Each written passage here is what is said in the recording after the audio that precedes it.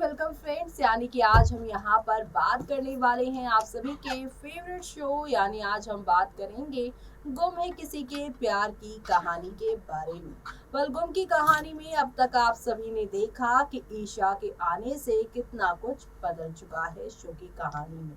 कल तक यहाँ पर रामटेक से सभी आई थी इस कॉलेज यानी भोसले इंस्टीट्यूट में एडमिशन लेने के लिए, जहां एडमिशन लेने के लिए सभी को काफी सारे पापड़ बेलने पड़े। लेकिन बाद में इसी इंस्टीट्यूट के यहाँ पर अंदर चल रहे स्कैम को पता लगाने के लिए यहाँ जो है आप सभी की ईशा भी आई। ईशा को यहाँ पे स्टेट लेवल पर बेस्ट टीचर का अवार्ड भी मिल चुका है और वो एक अच्छी टीचर होने के नाते उन्हें सारे कॉलेज की जिम्मेदारियां भी दी गई है, जहाँ पर वो कॉलेज या यहाँ जो है जितने भी एजुकेशन सेंटर्स हैं वहाँ कुछ गलत ना हो रहा हो, किसी तरीके का स्कैम ना चल रहा हो, इस पर वो काम करती हैं। लेकिन जब से ईशा आई है तब से भोसले परिवार के तो तोते ही उड़ गए हैं, क्योंकि उन्हें पता है कि उन्होंने पिछले 25 साल से कई सारे गड़बड़ किए हैं। कई सारे यहाँ पे रिजर्व सीट जिन्हें देनी चाहिए थी, जिन स्टूडेंट्स को देनी चाहिए उनको ना देकर यहाँ पर जो है अमीर बच्चों को वो रिजर्व सीट दी और पैसे ऐंठे और अपनी जेब भरी है।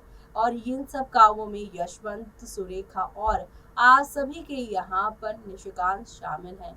ऐसे में निशा यानी कि आप सभी की ये सारी बातें इनके सामने ना आ जाए, तो इसलिए यशवंत जो है आप सभी के शांतनु ईशान को उनके ही परिवार के अहम सदस्य यानी कि ईशा को उनसे दूर करने की कोशिश कर रहे हैं। लेकिन जहां पर ईशान को अपनी ही आई से दूर करने में सुरेखा, यशवंत, निशिकांत कामयाब हुए, लेकिन शांतनु जिनकी वो वाइफ है ईशा, उनसे ये लोग उन्हें दूर नहीं कर पाए, जिसकी वजह से यशवंत अब अपना गुस्सा शांतनु पर निकाल रहे हैं।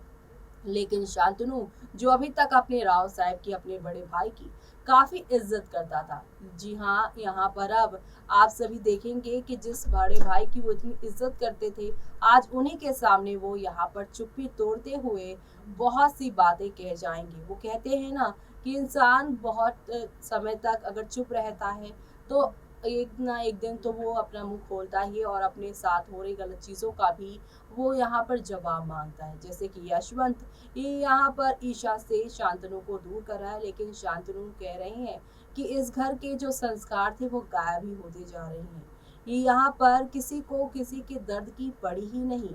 और तो और यहाँ पर वो साफ साफ कह देगा कि आप दादा मुझे बार बार कॉल क्यों कर रहे थे, आप सभी को पता है कि मैं इस घर में अब नहीं रहना चाहता, नहीं यहाँ पर आना जाना चाहता, मैं ईशा के साथ रहना चाहता हूँ और ईशा को मेरी ज़रूरत है, इसलिए मैं उसके साथ समय बिता रहा हूँ। आप लोग शायद उसकी तबीयत का अंदाज़ा नहीं लगा पा रहे हैं, लेकिन उसकी वाकई में बहुत ज़्यादा तबीयत खराब है। ऐसे में यशवंत शांतनु को शांत करवाने की कोशिश करेंगे, लेकिन शांतनु कहेंगे बस ज़्यादा बस, आपको जितना कहना था आपने कह दिया, लेकिन अब मैं और नहीं सुनूंगा। आपने यहाँ पर ईशान को तो दूर कर ही दिया उसकी आई से, लेकिन मैं अपनी ईशा से दूर नहीं हूँगा। मुझे भी पता है कि ईशा कहाँ गलत थी और कहाँ नहीं, लेकिन मैंने आज तक ईशा के लिए स्टैंड नहीं लिया, लेकिन आज मैं उसकी तबीयत खराब की वजह से उसका स्टैंड ले रहा हूँ। और इसी के साथ शो में आप सभी को अब काफी सारा ड्रामा देखने को मिलेगा। इसी के साथ मुझे यानी कि जूही को दीजिए इजाजत। Bye bye.